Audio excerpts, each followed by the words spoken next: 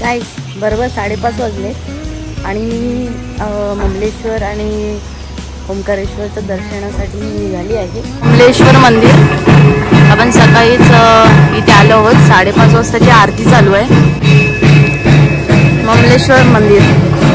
ममलेश्वर मंदिराचं दर्शन झालं आहे. विदिन अर्ध्या तासात आपण बाहेर आलोय. 5:30 वाजता गेलेलं 6 वाजले. तर इथे छोटे मोठे मंदिरं आहेत, ती पण तुम्ही व्हिजिट करू शकता. आता आपण चाललो आहोत ओंकारेश्वरच्या इकडे. ज्योतिर्लिंगाचं दर्शन करून झालं आहे आपलं. तर आपण आता ओंकारेश्वरकडे जाणार आहोत. आता मी नर्मदा नदीच्या या साईडच्या काठावरून आपल्या ओंकारेश्वर ज्योतिर्लिंग स्थान आहे तिकडे आपण जाणार आहे. विदिन 50 रुपीज ते लोक घेतात. कॅश कॅरी करा. माझ्याकडे आता 50 रुपीज आहेत. सोयचं तुम्ही कसं आहे, सगळीकडे वॉकिंग वगैरे पण आहेत. तुम्ही वॉक करून पण जाऊ शकता. असं आहे, खूप सारे मंदिर आहेत आजूबाजूला अजून.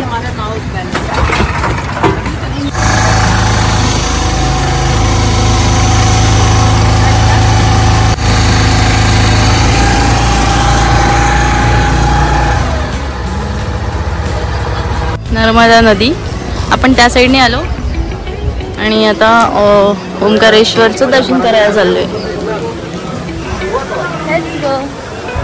आता मला वाटतं हे ना, हे सगळे जे पिलर्स लावले उभारलेत ना, ते असं गोल गोल गोल गोल फिरत फिरत पार्किंग स्पेस कसं असतं तसं चालत चालत आपल्याला वरती जायचं. आय गेस काही गोष्टी नाही माहिती असलेल्या चांगल्या असतात. तर मित्रांनो, घाटी बघा कसं वाटतं एकदम. नर्मदा नदी ते दगडी पण कसे आहेत तिकडचे. हे असंच आहे. आय गेस यायची लाईन आहे आणि हे जाते याच्यावरती.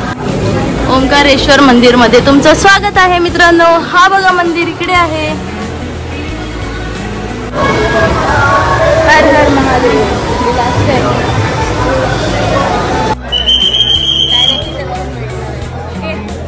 सो हे मंदिर आहे. आपण मंदिरामध्ये प्रवेश केले.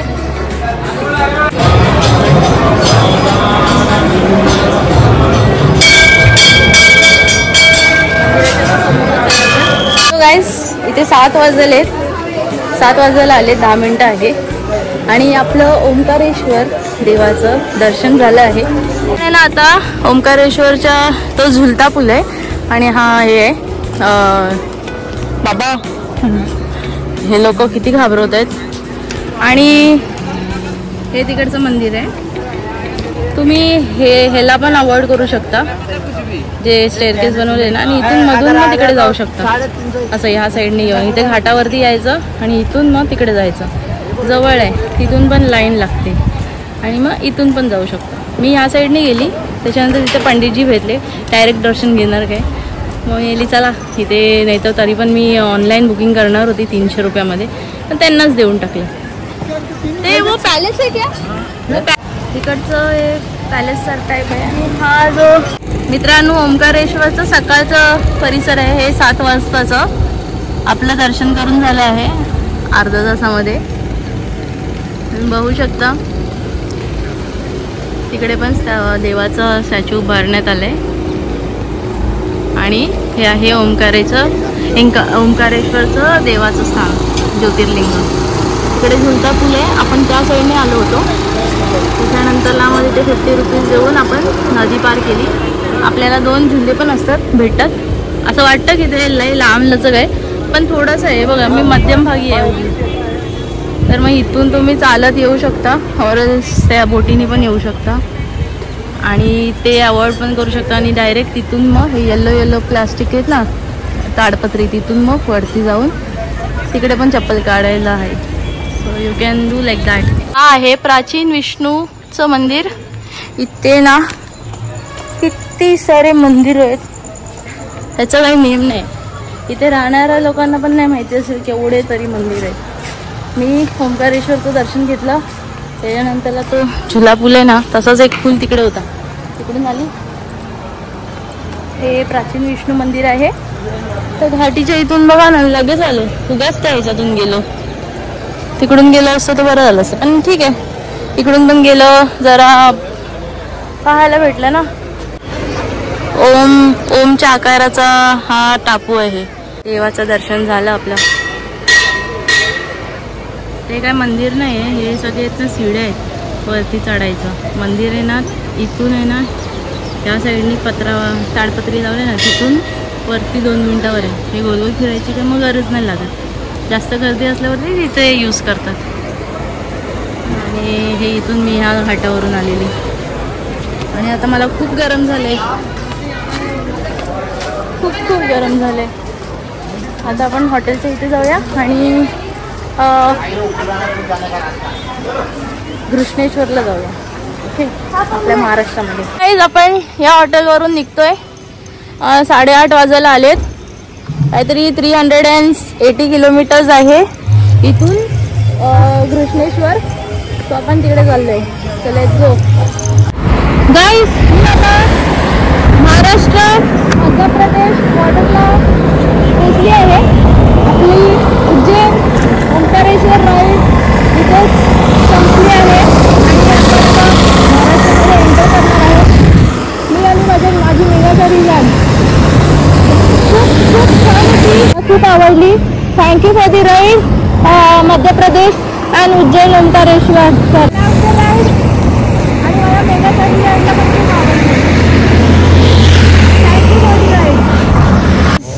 कापडनेला आहे आपण आणि माझी मेघाचारी जड तिकडे मी वॉशला दिले, कारण की ती खूप आहे ना उज्जैनला आहे ना नुसती माखलेली ह्याच्यानी चिखलानी.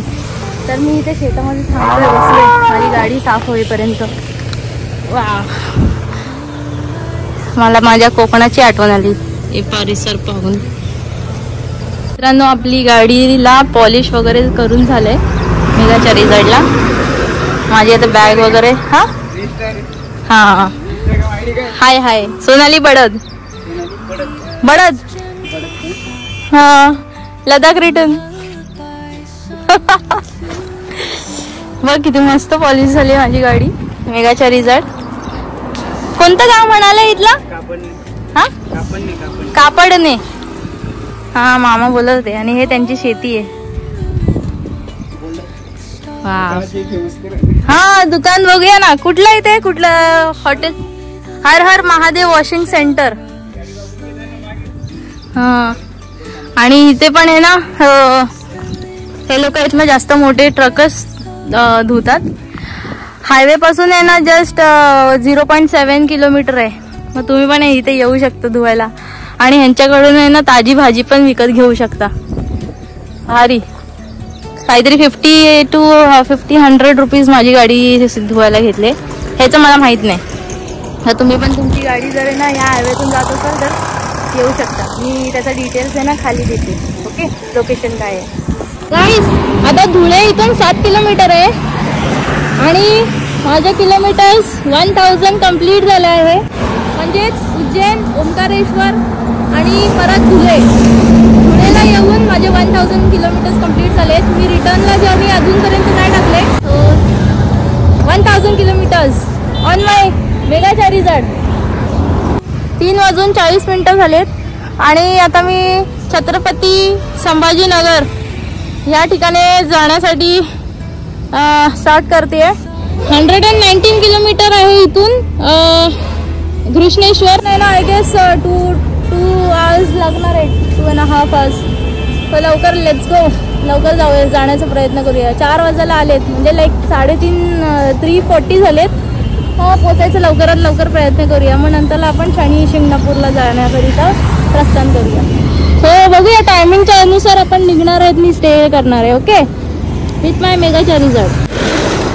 मित्रांनो, आपण आता अथरम घाटला आहे. घाटात आहे आपली मेघाचारी जड आणि आपण छत्रपती संभाजी नगरला पोचणार आहोत. पण तिथे आपण स्टे नाही करणार आहे. आणि इकडे माकडं पण आहेत. जय श्रीराम. आवाज नाही गेला वाटतं त्याच्यापर्यंत. असं अरे बापरे, आता एकदम स्टिफ टर्न आहे. झुप झुप झुप झुप झुप झुप झुप झुप झुप झुप झुप झुप झुप झुप झुप झुप झुप झुप. जिओ जिओ मेरे मेघाचारी जड. काय भारी टर्न घेतलाय. तिथे मी आहे ना हॉटेल स्टे घेतलाय. यू नो घृष्णेश्वरला एवढी गर्दी आहे, तिकडे 5-5 आणि 6-6 हजाराला रूम देत आहेत, ते पण एवढी एवढूशे आणि केवढे खराब सीलन वगैरे लागलेले. मी मग ते दर्शन नाही घेतलं आणि आय गेस 3 ज्योतिर्लिंग होते ना माझे, तर आहे ना 3 ज्योतिर्लिंग नाही करत असतील मे बी, म्हणून माझा तो नाही झाला.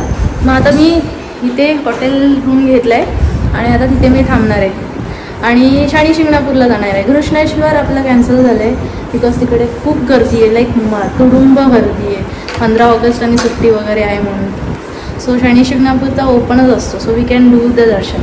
आता मी इथे स्टे करणार आहे, जे शनी शिंगणापूरचा रोड आहे ना तिकडे, छत्रपती संभाजीनगरच्या इकडे.